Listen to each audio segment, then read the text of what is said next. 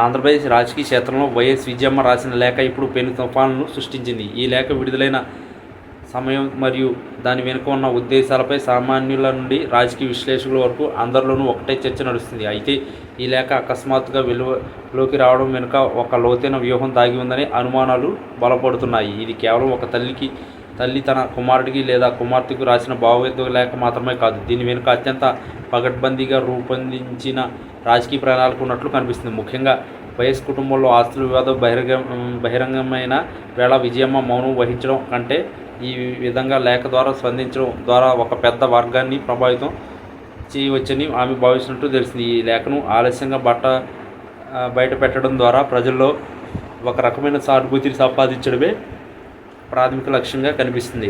YS Rajasekhara Reddy మరణం తర్వాత ఆ కుటుంబం ఎదుర్కొన్న ఒడిదుడుకులు మరియు ప్రభుత్వ విభేదాల మధ్య విజయమ్మ పాత్ర ఎప్పుడూ కీలకంగానే ఉంది. అయితే గత కొంతకాలంగా ఆమె క్రియాశీల రాజకీయాలకు దూరంగా ఉండటం మరియు ఇద్దరు పిల్లల మధ్య తలెత్తిన మనస్పర్ధల నేపథ్యంలో ఆమె నలిగిపోతున్నారనే అభిప్రాయం ఉంది. ఈ క్రమంలోనే లేఖను అస్త్రంగా వాడడం ద్వారా ఇటు జగన్ వర్గానికి అటు షర్మిల వర్గానికి ఒక స్పష్టమైన సందేశాన్ని పంపడమే కాకుండా రెడ్డి సామాజిక వర్గం మరియు వైఎస్ఆర్ అభిమానులను ఉన్న గందరగోళాన్ని తొలగించే ప్రయత్నం జరిగినట్లు అర్థమవుతుంది. ఒక రకంగా చెప్పాలంటే ఈ లేఖ ద్వారా ఆమె తన నిష్పక్షపాతతను నిరూపించుకోవాలని చూశారు. కానీ రాజకీయాల్లో ఏది యాదృచ్ఛికం కాదు. ఈ లేఖ విడుదలైన తీరు చూస్తుంటే ఇది రాబోయే ఎన్నికల సమీకరణాలను దృష్టిలో ఉంచుకుని చేసిన ఒక మాస్టర్ ప్లాన్ అనిపిస్తుంది. విజయమ్మ తన లేఖలో ఆస్తుల పంపిణీ కంటే ఎక్కువగా నైతిక విలువల గురించి ప్రస్తావించినట్లు సమాచారం. ఇది జగన్ మోహన్ రెడ్డి ఇమేజ్ను కాపాడడానికా లేక షర్మిలకు జరుగుతున్న అన్యాయాన్ని ఎత్తి చూపడానికా అన్నది చర్చనీయాంశం. అయితే లేఖను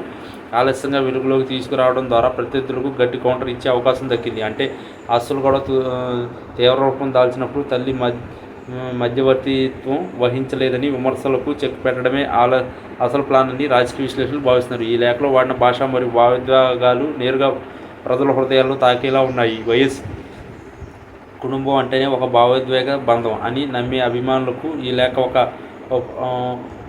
ఉపశమనంలా పనిచేయాలని ఆమె ఆశించి ఉండవచ్చు. అంతేకాకుండా ఈ లేఖ బయటకు రావడం వల్ల ప్రజలు ప్రభుత్వ వ్యతిరేక ప్రచారాన్ని పక్కదారి పట్టించే అవకాశం కూడా ఉంది. సోషల్ మీడియాలో జరుగుతున్న చర్చకు అడ్డుకట్ట వేయడానికి ఒక తల్లి ఆవేదనను మించిన ఆయుధం మరొకటి ఉండదు. విజయమ్మ తన లేఖ ద్వారా కుటుంబ సభ్యుల మధ్య సయోధ్య కోసం తాను చేసిన ప్రయత్నాలను వివరించడం ద్వారా తన బాధ్యతను తాను నెరవేర్చాలని చాటి చెప్పారు. ఇది కేవలం ఒక కుటుంబ కథ చిత్రం కాదు, ఆంధ్రప్రదేశ్ రాజకీయ భవిష్యత్తును నిర్ణయించే ఒక పెద్ద ఎత్తుగడ. ఈ లేఖలోని సారాంశం రాబోయే రోజుల్లో ఏ పార్టీకి మేలు చేస్తుందో వేచి చూడాలి. ఏదేమైనా విజయమ్మ లేఖ వెనుక ఉన్న అసలు ప్లాన్ రాజకీయ లబ్ధి కంటే కూడా తన కుటుంబ గౌరవాన్ని కాపాడుకోవడం మరియు ప్రజల్లో ఉన్న విశ్వసనీయతను నిలబెట్టుకోవడమే అని స్పష్టమవుతుంది.